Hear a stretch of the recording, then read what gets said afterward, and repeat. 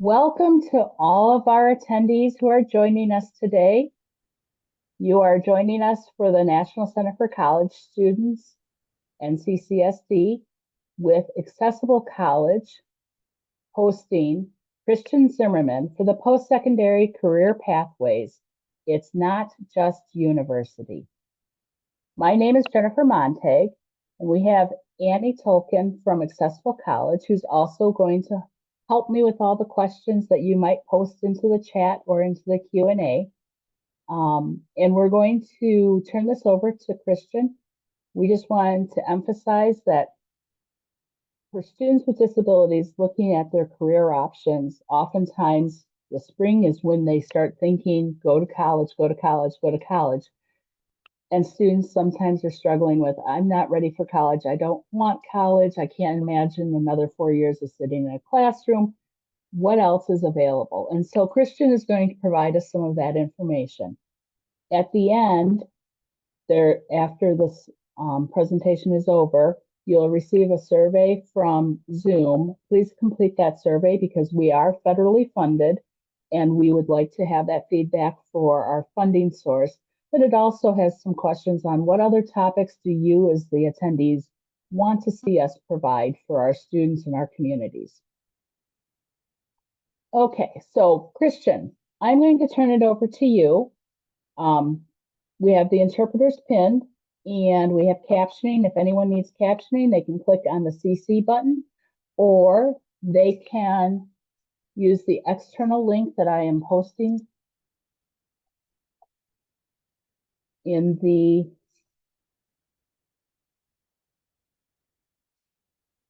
chat. I am posting the external link for everyone who wants to use captions. So with that being said, Christian, I am letting you take it away. Thank you, Jennifer. I appreciate that. And in the interest of accessibility, I am a white male. I have a bald head, and today I am wearing a purple colored or collared rather shirt. So as Jennifer mentioned, my name is Christian Zimmerman. I am a technical assistance coordinator here at the Florida Center for Students with Unique Abilities. We are located at the University of Central Florida. And my area of expertise is comprehensive transition programs and career and technical education. So today we're going to explore some of the options that some folks don't always think of when it comes to post-secondary for students with disabilities.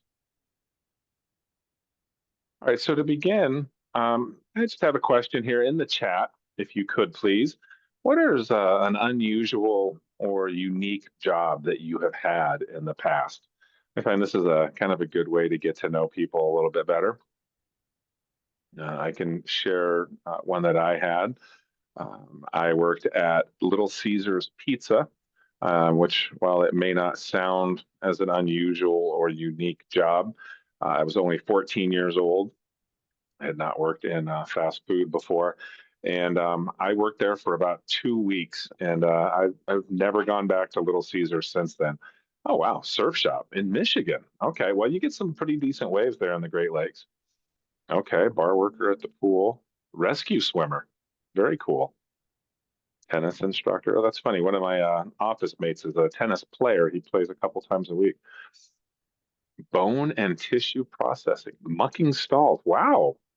Honestly, I've asked this question a few times, and you get some pretty, I don't know, like you're like, oh, I picked berries. I did that when I was about 11. Made a couple cents per bushel, but these are really good. Winery during COVID. Super 8 hotel reservationist. Oh, I bet you have some stories to tell. School interpreter. Oh, these are great. Recruiting coordinator. Okay, okay. Los Angeles. Oh, I used to live in Tarzania. Okay, cab driver. Wow. Clubhouse at the dog track, rehab. Okay, very good. Well, keep them coming. I'll keep looking at these. So a couple of things that we know, and I say what we know, this is usually general knowledge, but when we talk about the Higher Education Opportunity Act and the recertification or reauthorization that occurred in 2008, a lot of folks aren't aware that not only did it establish comprehensive transition programs, but it also removed a lot of the barriers that we used to see for students with disabilities going to college. Most notably, one of the bigger barriers was the diploma requirement that was rescinded under the most recent reauthorization. And we know that even though that happened in 2008, we still have an underrepresentation of career and technical education programs. And that comes from Dr. Meg Griggle at Think College. So, where do we start?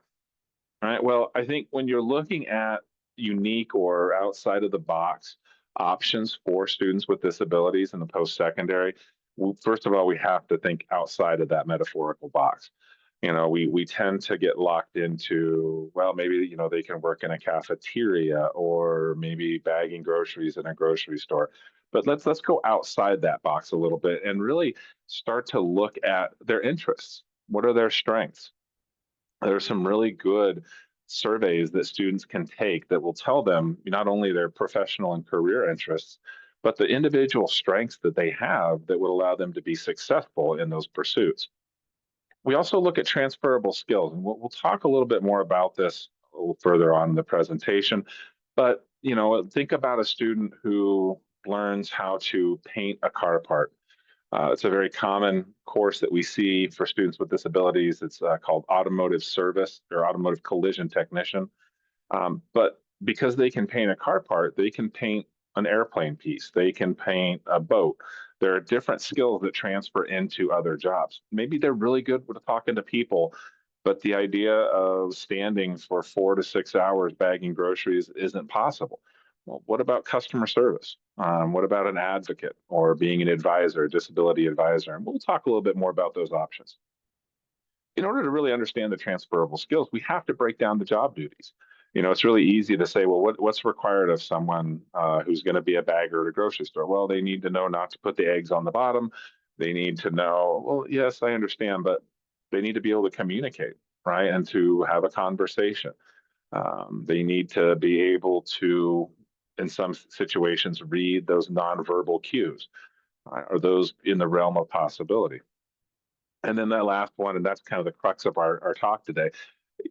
We had a tendency to really undervalue career and technical education in the United States. For the longest time, career and technical education was referred to as VOC or vocational ed.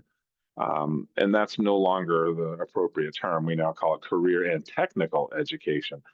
Yeah, I used to always joke that, we undervalued career and tech ed, or CTE, until we need to have somebody come and fix our air conditioner on a Saturday in the middle of August. Right. Then you really appreciate just how valuable it is because of the amount of money you're going to be paying. Or, taking your car to the shop. I had sticker shock recently on an oil change, over $100 to change the oil. And I was just like, what in the world? But the times, as Bob Dylan said, are a changing.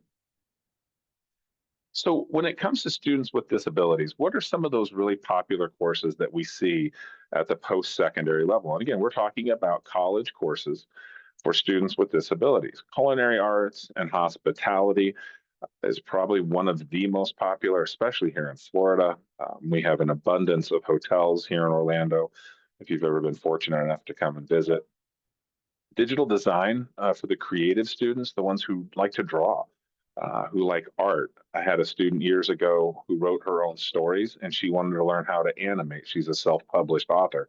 And she learned how to animate for her books, but that also translated into a skill because she made some decent money as an Amazon direct sale author. But she's making even better money now designing signs. That's her primary job. She uses that creativity to design signs for parking lots, signs for hospitals, at a place called Signs in a Day. Automotive service technician. When we talk about students with disabilities, this is one that a lot of folks kind of maybe look at you with the head crooked because they don't really understand. Like, well, how can a student with a disability be successful in automotive services? What we have to, again, is break it down. We're not talking about wiring. Maybe they can't get the certification to handle the electrical components of a car, but they're really good with brakes. They're really good with tires. Maybe it's oil changes, at $100 and some a piece.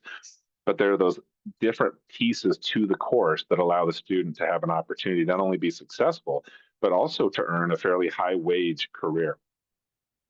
Cosmetology is also another popular one. In addition to cosmetology, we see nails or facial tech, which is an additional certification. The nice thing about the nails or facial tech is that the cosmetology licensing exam can be very challenging, even for a student without a disability. So with the nails or the facial tech, it allows them to still be in that cosmetology field, but they may not have the cosmetology license. Instead, they would have the nails or facial tech. And then one of my favorites is early childhood. And this is, students who want to go to work with young people. They want to work in daycare centers. I had a young lady when I ran a post-secondary program in Lee County, Florida, and she's a young lady with a disability. And her whole goal was to work in a daycare center. She wanted to work with kids with disabilities.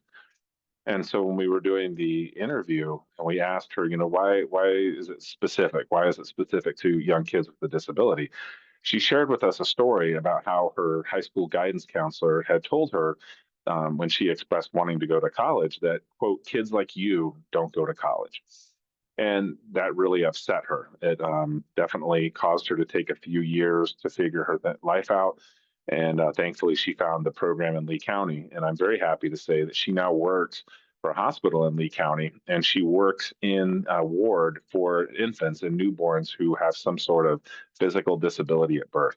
So she's in there, and we're very, very proud of her. So when you talk about employment, the key is credentials. And here's just an array, a sample of some credentials or certifications that we've seen students with disabilities earn. You're not going to see accounting. Right? There's not going to be a Bachelor of Science degree in accounting here. But these credentials in the industry mean a lot. So, for example, if you have a certification from a state or community college and a chef's apprentice, in the industry, they're going to know that you have the knowledge and skills in order to be able to contribute in the kitchen. This isn't just a cafeteria worker per se. These are line cooks. These are sous chefs that are having these credentials that then lead to employment. I mentioned nail specialty is down there. We have culinary again in the technical college field. But I do want to spend just a moment on that automotive collision. This is another one where we're seeing a lot of success. And when I say we, this is here in Florida where we do collect data on this that gets reported every year. I just saw the note about early childhood working as a para. I love that. So we're seeing students go through the automotive collision and going to work doing auto collision. The other one that we're seeing though that's really cool, and it's fairly new, is the aerospace manufacturing. So students who get a credential or certification from their automotive collision then go to work. It's actually over in Stuart, Florida, if you know our geography at all. It's on the eastern coast.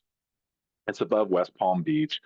Nice little area, but they have a big manufacturing plant for Boeing where they manufacture 3 specific parts for the plane, and they need painters. And so what they found is students with disabilities who have an auto collision background or education are painting for them. They're painting these parts. We'll talk about wages here in a second, but we're not saying that students are earning a sub-minimum wage. I didn't add this to what we know slide because I don't like to talk about it all that often, but we do know that there are still over 30 states in the United States of America where a person with a disability can be paid a sub-minimum wage. Unfortunately, Florida is one of those states, but we are moving to rectify that. And it's really happening as a result of these types of initiatives where students with disabilities are earning credentials and they're going out and making $15 to $20 an hour in most cases. If you look at the aerospace manufacturing position, that starts at $20 an hour in training, and then when they complete training, they go up to $25.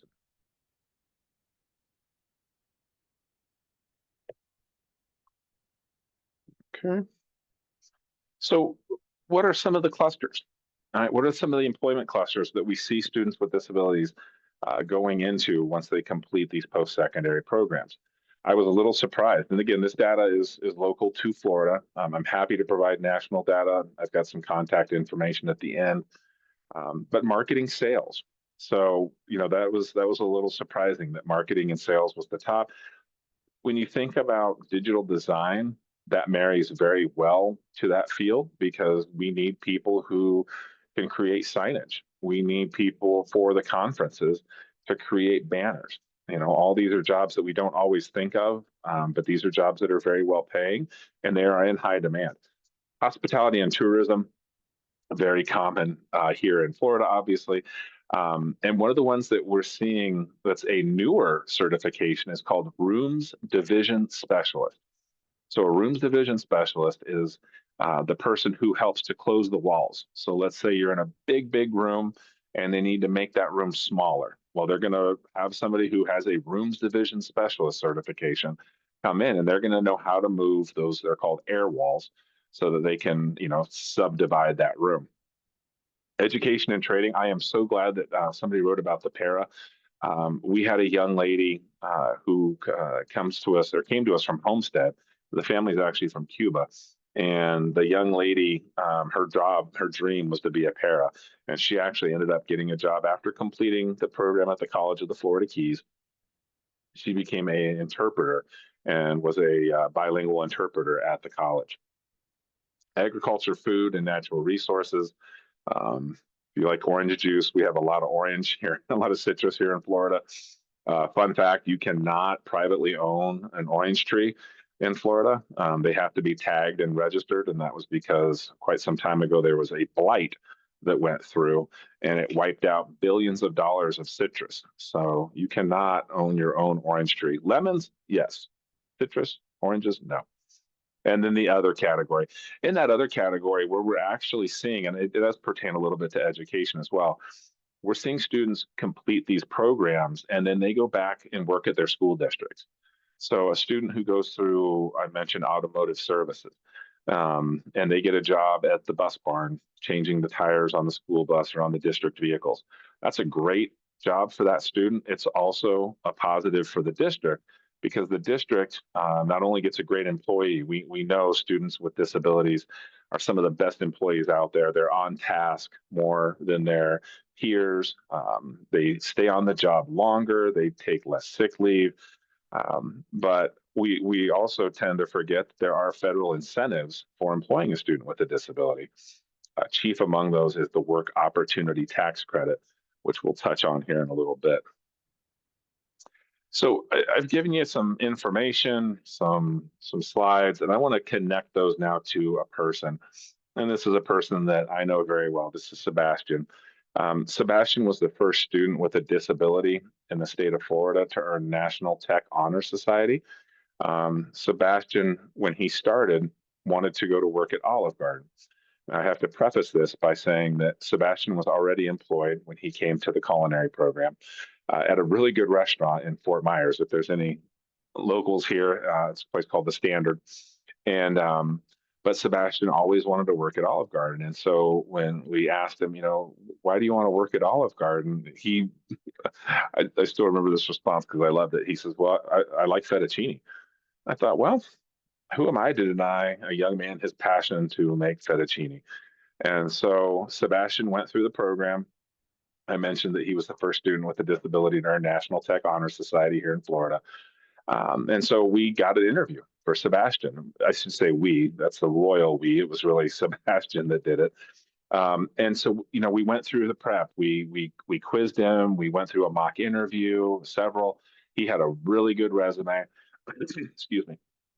And so when it came time for the interview, he opted to go on his own. Sebastian's very independent. He utilizes public transportation. And so he came back to campus pretty quickly for a bus ride to Olive Garden and said, oh, yeah, it went really well. I thought, well, no feedback and lesson learned, definitely. The next day, Sebastian got an email informing him that Olive Garden was not hiring. Now, I knew that that was not the case. I knew that they had a need. So, as I like to say, I don't have kids, I have cats. But I went down there to the Olive Garden. I spoke with the manager. And after a back and forth, several questions here and there, the manager told me, well, the thing is, he took too long to answer our questions. So he didn't know. He didn't know the answers.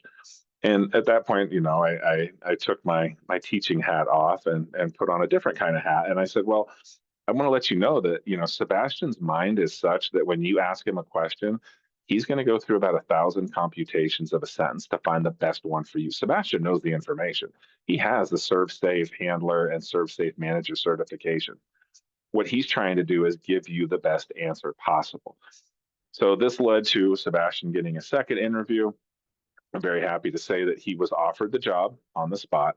The manager, still very apprehensive, decided that he was going to do an internship. Now, we know that internships are fantastic ways for students with disabilities to gain full-time employment or even part-time, because it allows the employer to see their ability, not the disability, or the able, not the label, as my friend Hanato likes to say. So they took him on an internship, and I bet the manager that within a week they would move Sebastian up. It took 2 days. Not only did they move Sebastian to full-time employment, he actually started cross-training other people in the kitchen because he knew that they were not doing things correctly per ServSafe. Sebastian went on to become one of their better employees, and he actually had to change because his mom's had a change in housing, and they had to move. And they thought so highly of him that they sent him on a recommendation to another Olive Garden so that he could continue. And by the way, Sebastian never took one sick day in almost 2 years at Olive Garden. And he's not only just a line cook, he's mastered Salad Alley, the soup station. He's learned to bus tables. I think he's proficient in 4 different areas at Olive Garden. And he still loves fettuccine. So when we talk about those transferable skills, I mentioned, the student in auto body working at a aerospace manufacturer. But think about carpentry. When you think about task-oriented jobs, a riveter, that's something that we don't think of all that often anymore, but power plane parts put together with rivets. And so if you have a student who's really good with that hand-eye coordination, right, they're in a carpentry course, but maybe they're having a hard time finding a job, think about a riveter, a manufacturing job.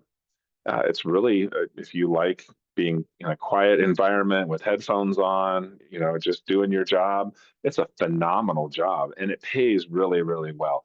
I know the riveters at the place in Stewart that manufacture the airplane parts, they start out training wages between 22 and 25, and then they move up to $27.50 after they complete, I think it's about a 4-week training module. Okay, I got some Polk County. Okay, great. Well, Polk County, you're lucky because Ridge Technical College is going to be starting a program in the fall. So if you'd like some more information on that, I'm happy to connect you. In Florida, we have 33 comprehensive transition programs. Here we call them Florida Postsecondary Comprehensive Transition Programs.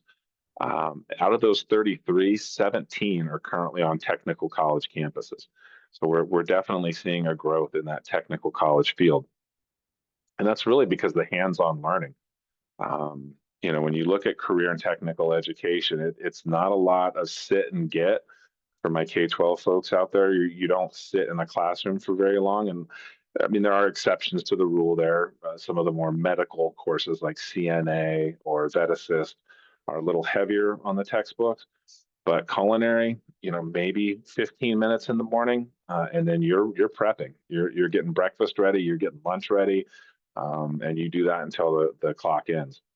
So when we talk about employment, it's very common that students aren't able to work full time. There can be issues with benefits. There can be transportation concerns with the parent.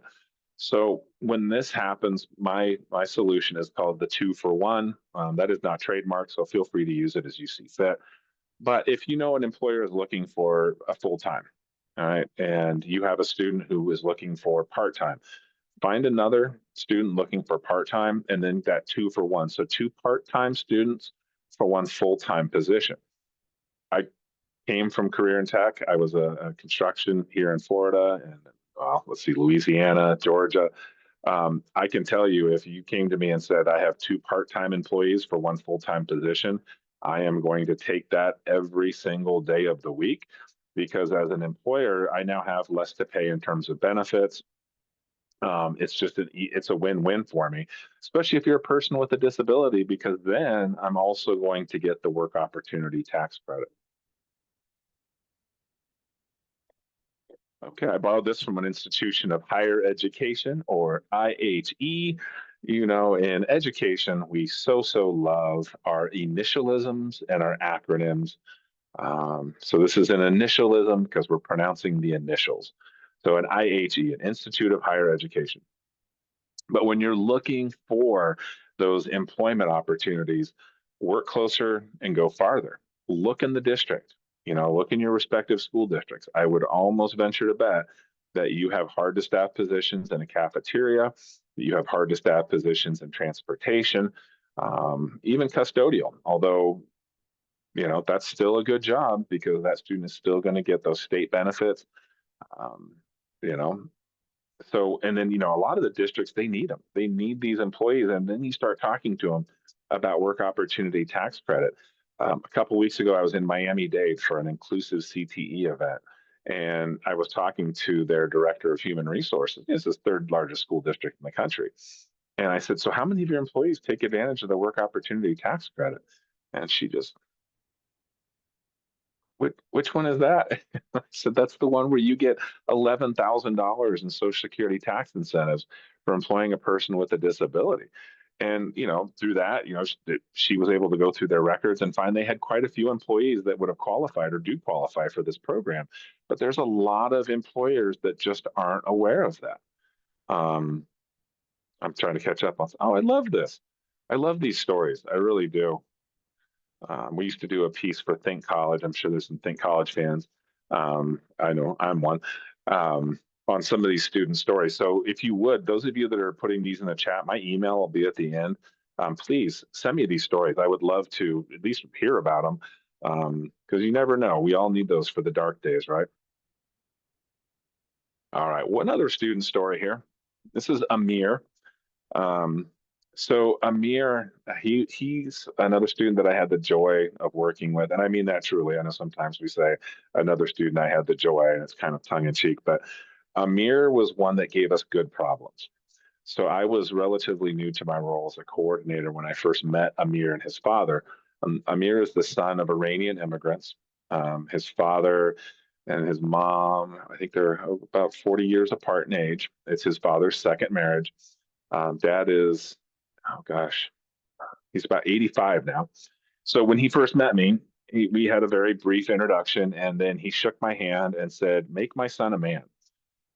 Kind of an odd request to get in the first meeting with a parent, but I understood what he meant. Hamid is Amir's father, and Hamid has some physical limitations. He's not able to do work around the house and some of the other chores, and he really needed his son to contribute. So Amir came in, he wasn't sure what he wanted to do. We gave Amir a strength and interest survey, and what we found was that Amir, well, it reaffirmed what we already knew, and that was that Amir's personality was about 10 sizes bigger than his body. Amir became what we affectionately called the mayor of Fort Myers Tech. Here you see in this image, this is Amir and one of his friends in his course. They were taking culinary together, and they're actually working on fixing one of the dishwashers.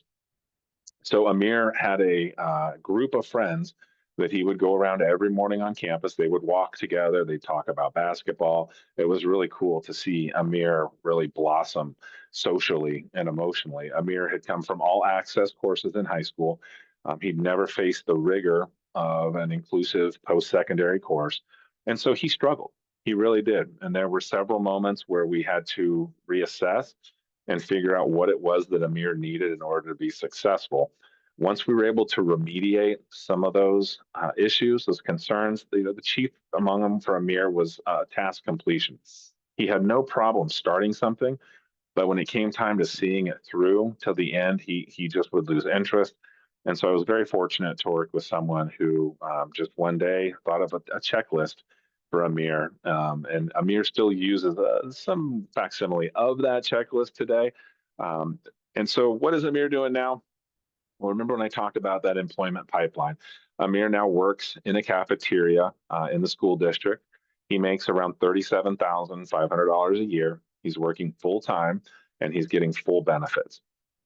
What I haven't mentioned is that Amir gets to work with his mom. His mom is actually the building supervisor in the school that he works at. And when I saw Amir and his dad not too long ago, it was actually when Amir graduated. So I guess it has been a while now. Hamid, his father, very proud man of Iranian descent, was crying. And he came up to me and he shook my hand and he said, "Thank you." He goes, "You made my son a man." And then he proceeded to tell me how he and Amir had worked on a car. Hamid, by trade, was a mechanic. And they had worked on a car together for the first time. Amir was 23 years old. And it was the first time he and his dad had ever done something together like that. And so he was really proud. Amir is now working on getting his driver's license. He lives independently. He has an apartment with a few of his friends from Fort Myers Technical College. It's a few blocks away from mom and dad, so they're still close. But Amir is just a really great, and I forgot to say, he's the one with the hat on backwards. I apologize. And I do not know the other student's name, but Amir is just a fantastic young man. And he still, every once in a while, will text me. And I always enjoy his messages. Usually it's about basketball, which he knows I don't really follow, but it's okay. Christian, Okay. before we move on to the next slide, we have a couple of questions. So one of the questions was, is the credit nationwide or just for Florida? Well, it would be, so those certifications are nationwide. When we look at industry recognized credentials or IRCs, those are nationwide. So for culinary, the more common ones are Serve Safe. For automotive, they'll usually be ASE. Trying to think, HVAC or heating, ventilation, and air conditioning are going to be NCCER, but those are national certifications. There are micro credentials that we'll get into here in a little bit, but those are, yes, national. And one question that I have for you is, you were talking about all of this and all the work that your Florida Center for Students with Unique Abilities has been doing. How is VR, vocational rehabilitation, helping to support these students through this process to get this gainful employment? Is there some way that that is being part of the process? Absolutely. We love our VR counselors, our IHE liaisons. I personally saw a lot of value in my relationship with my VR counselor. I would say one of the primary ways that our programs work, and CTPs nationwide, comprehensive transition programs, work with their VR counselors are through the psychological evaluations that VR is able to facilitate. In order to qualify for one of our programs here in Florida, the student needs to have documentation of an intellectual disability. For CTPs, it's a little broader in terms of the definition and who qualifies. So VR has been very good with that. Also, job coaching. When I ran a program in Lee County, it was myself and I had one other assistant staff member. We had 18 students on 2 campuses who could choose from over 20 different career and tech ed courses, which meant we were traveling a lot and we couldn't always be there to support them in employment. So VR was a critical partner in that endeavor as well. And we maintain a very positive relationship with our state VR by including them in institutes and planning. And we, in any way we can, connect our teams with their local VR counselors because they're just critical. They really are critical to the success of these programs. One more question came in, Christian. They want to know more about the tax credit for employers. You said it was an $11,000 tax credit that they could get. So that's the Work Opportunity Tax Credit Program, and there's been no signs of that going away under the current administration. There has also haven't been signs of it being increased, which is something that Career and Tech Ed has been fighting for a little bit. So yes, Work Opportunity Tax Credit is a federal program that incentivizes employers who employ persons with disabilities, and I believe the other one is persons who were previously incarcerated. And they qualify for up to $11,000 in federal Social Security tax incentives. So it's basically a credit to the employer for employing that person. Another important federal allowance that's not going away, knock on wood, is the federal building modification allowance. And what that is if you need to modify a business or a dwelling to make it more accessible for a person with a disability, that is 100% refundable by the federal government. Even if you have a wheelchair ramp, it may be 10 years old. Here in Florida, that would not be okay. You would need to have that at least rebuilt, have the wood replaced if you're using wood. And again, that would be reimbursable by the federal government.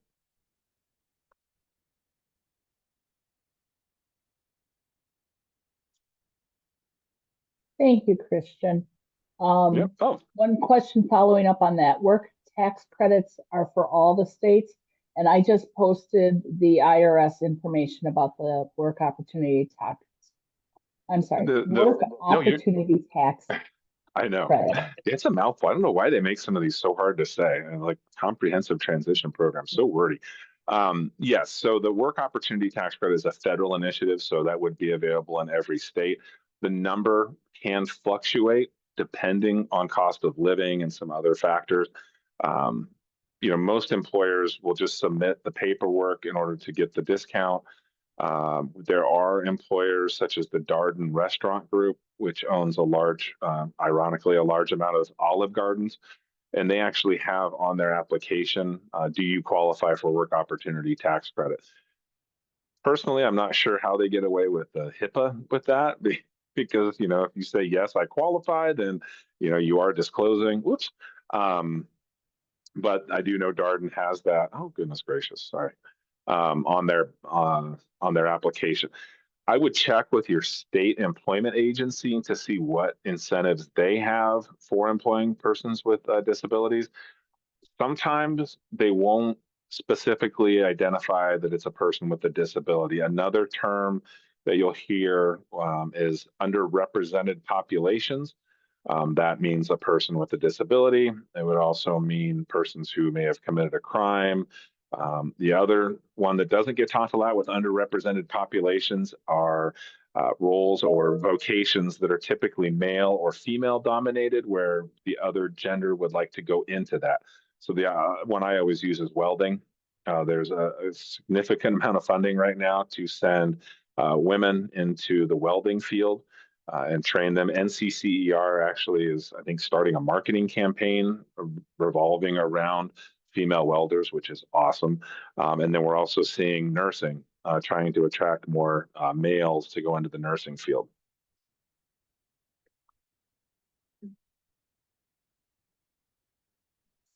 Okay. I think we're good. Okay. Thank you, Jennifer. Okay. So, but the chat's going here, and I do want to respect everyone's time, but I hope by now, I love that word epiphany.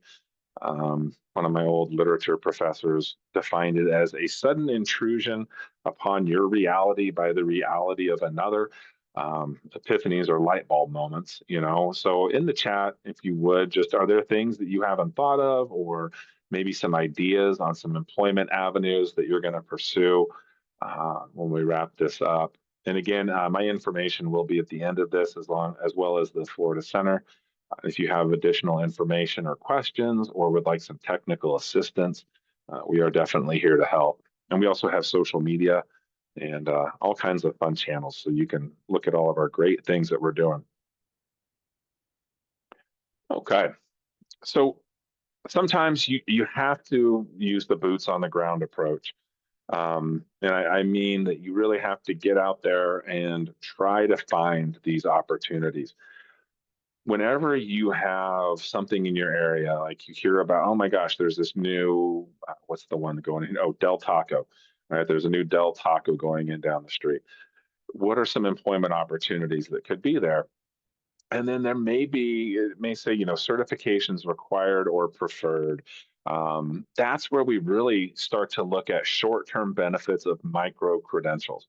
We're seeing micro credentials, also known as digital badges, really growing in popularity. And in addition to that, we're seeing employers really take stock in these micro credentials. We know that there are employment deficits. We know that there are areas where we just need people.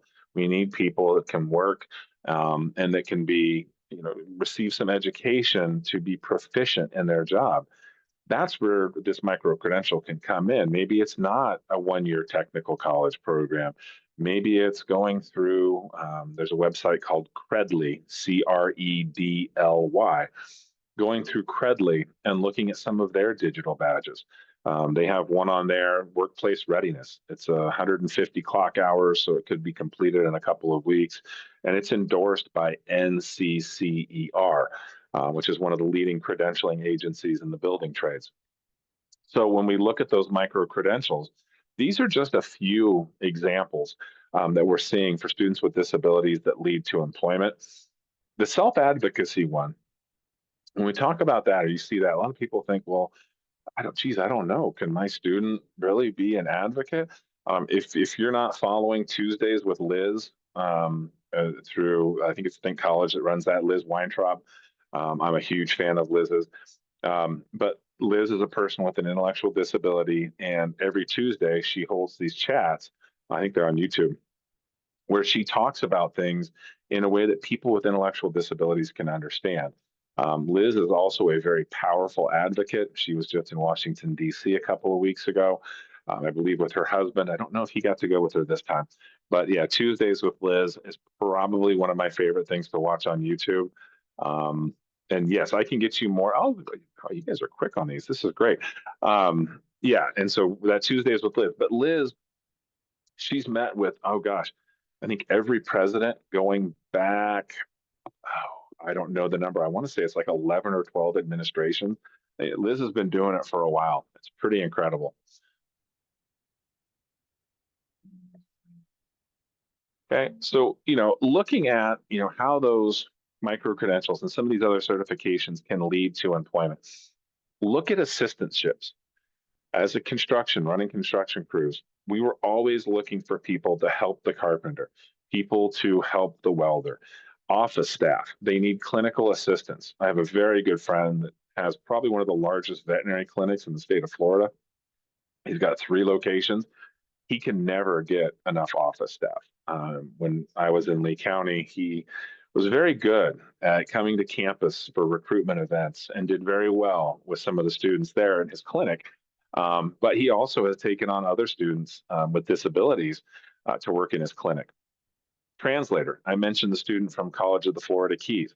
If you have a student who's bilingual, look at translating positions for them. It doesn't always have to be in a school district or a professional setting. There are jobs that you can get translating documents, translating letters.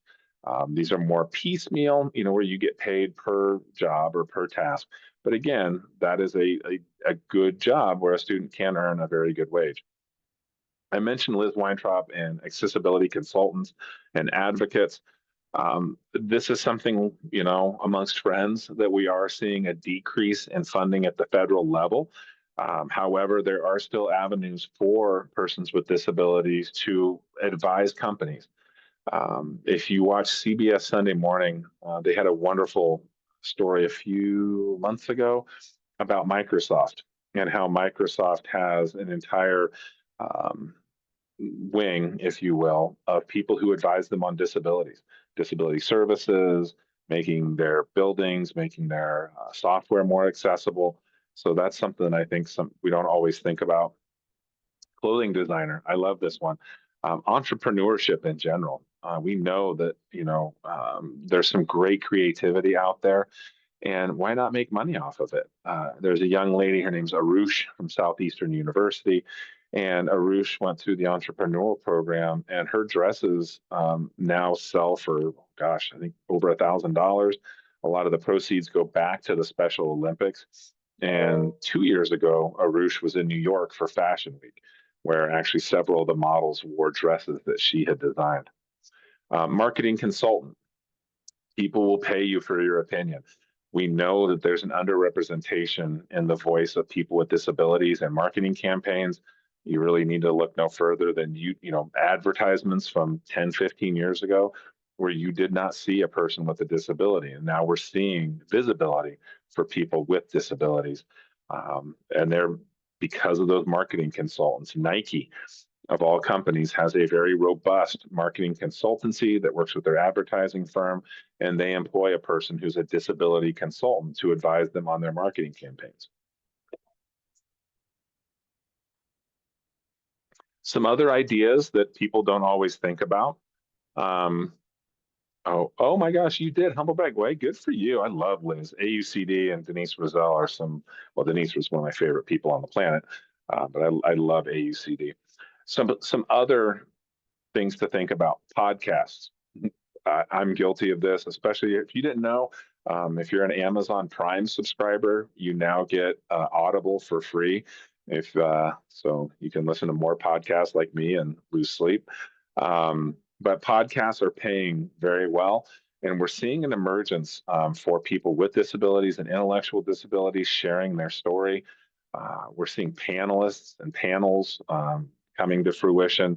I don't remember the gentleman's name. He was in Peanut Butter Falcon. I met him 3 years ago now at National Down Syndrome Congress. He hosts a webinar, or I'm sorry, a podcast.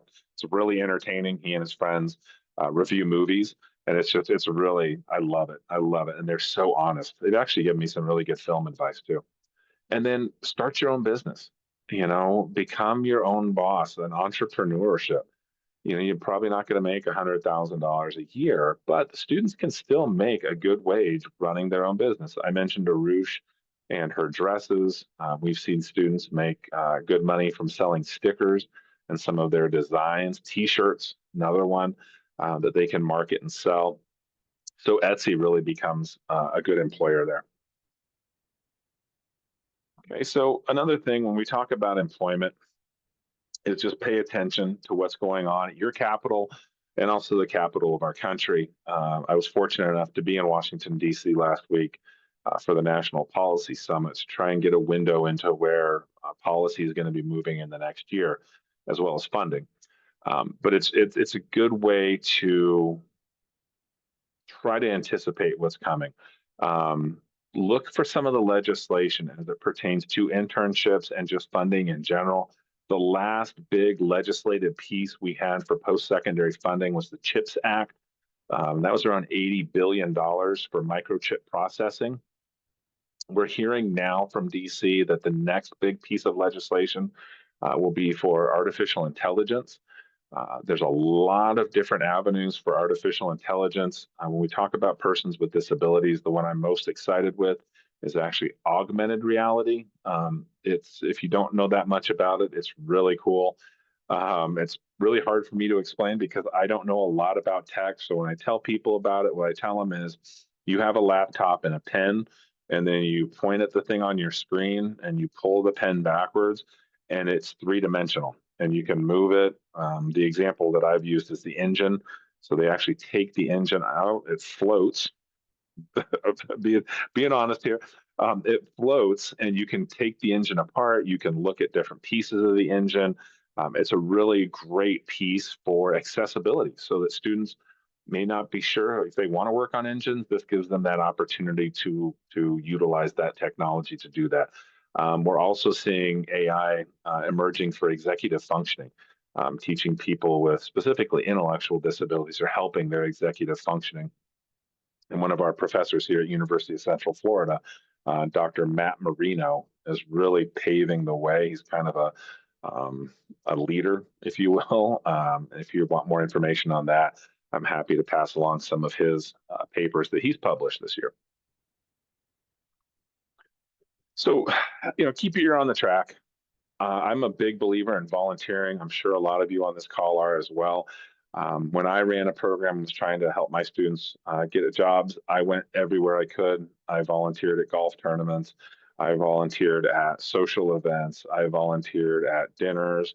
Anywhere they needed someone, I tried to get some face time with those employers and then really built that relationship with them. We tend to have a problem in our society on listening effectively. Instead, we have people who really only listen or pay attention with the anticipation of response. So, and that, you probably had conversations with these people where you can see, that response just brewing as you're telling them something because they're not really listening to you. They're just waiting so that they can tell you their piece. So listen effectively. Employers may not specifically say, I'm looking for a student with a disability, but if you learn to listen effectively and read between the lines, you can find things that that student can do. So if I had an employer that came to me and said, I need someone to a school district job. I'll give you that example. We really need someone who can take the tires off these district vehicles. We're having a hard time. And I'd say, okay, well, I've got a student from automotive and he has a certification from ASE in brakes and tires.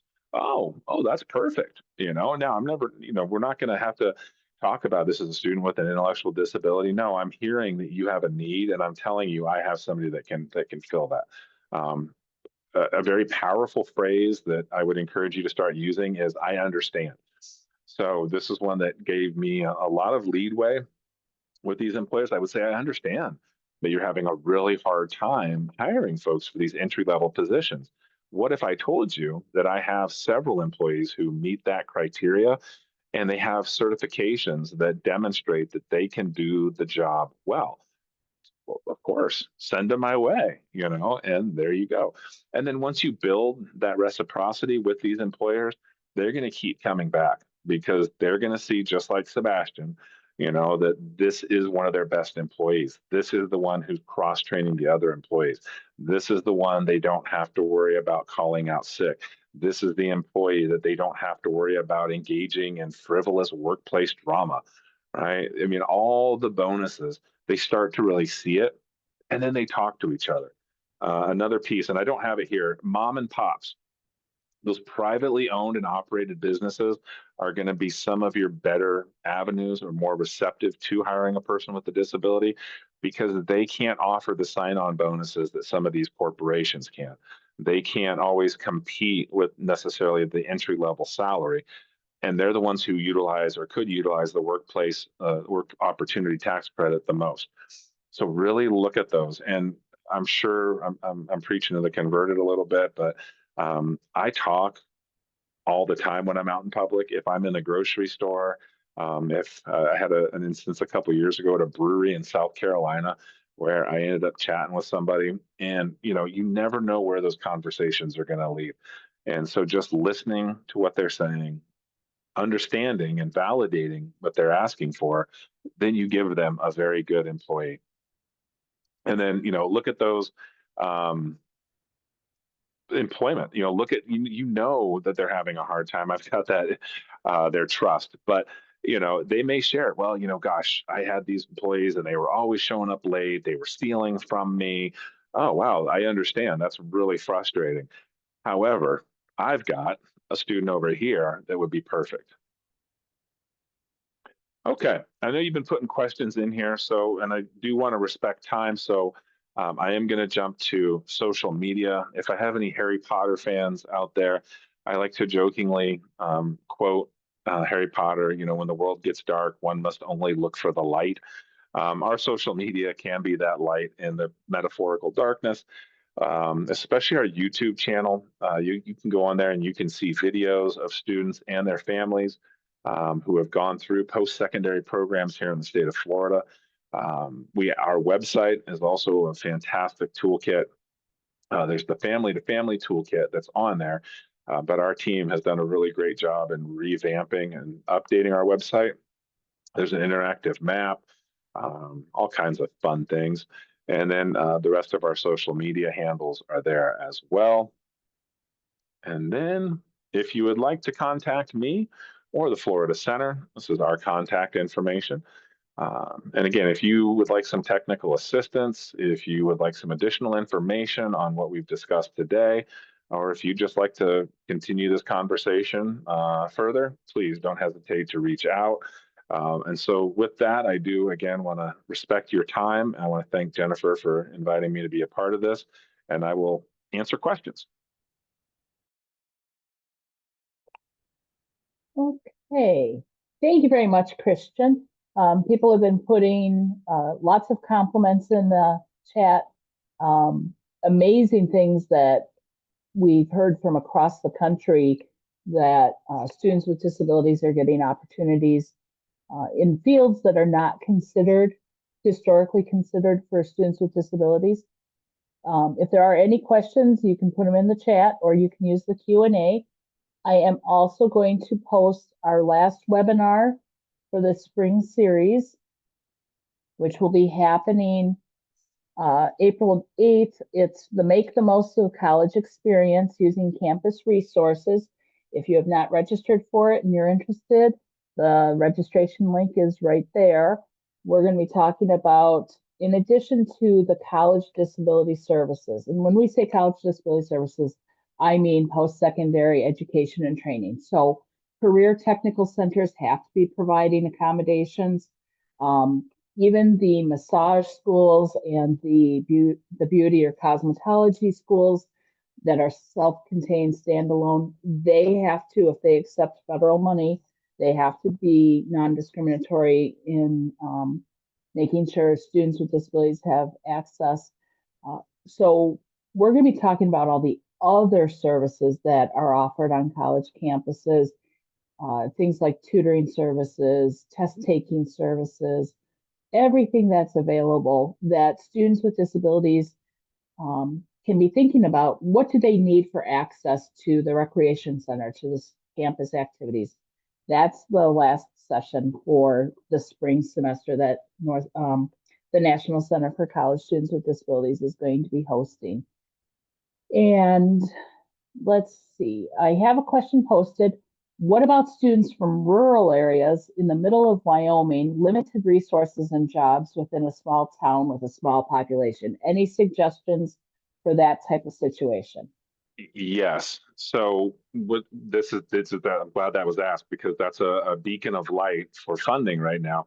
We've seen a very large investment at the federal level in distance learning centers and transportation allowances for rural communities. It seems as though that funding is going to continue to increase. So my first suggestion would be to look for a distance learning center in your area. If those are not available, reach out to your Department of Education to see what options are available. If there's a scholarship or some funds that can be used, I would strongly encourage you to purchase. And I'm not a paid, full disclosure, I'm not a paid endorser of Z Space. That's a Z as in Zimmerman. Space technologies, they're really leading the way in augmented reality. And that can be used to learn some skills from a remote location. You can then partner with Credly or purchase a Credly subscription to buy a micro credential that you could then have that student take and earn that badge, which would help with employment. From an employment standpoint, for being, in a rural community, I would look at remote positions. Cybersecurity, we're seeing a pretty large investment there, and that's an approachable job for a student with a disability. Given the technology advances in agriculture and farming, that could be another avenue that I could see a person with a disability working in. Trying to think. Yeah, it does get challenging, but that's why we're seeing a larger investment at the federal level for offsetting transportation costs and improving access. In Virginia, I know they have the virtual learning centers or distance learning centers in Virginia, but Wyoming, I am not sure of. I do have a friend in Montana, but I'm not Wyoming. Thank you, Christian. One question was, what about in Ohio? And I can Yeah, actually jump on this one a little bit I was going to because I'm say. here in Ohio. Um, with regards to Ohio, there's been an increase in the opportunity, excuse me,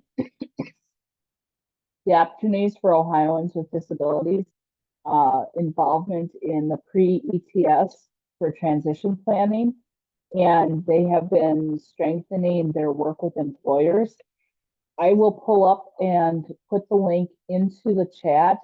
They actually have, and this is something I haven't seen many other VR systems do, they actually have a public posting of internship sites that are open to and inclusive of people with disabilities, that their employment coordinators have really done a lot of outreach to employers to bring them on board to creating internship opportunities.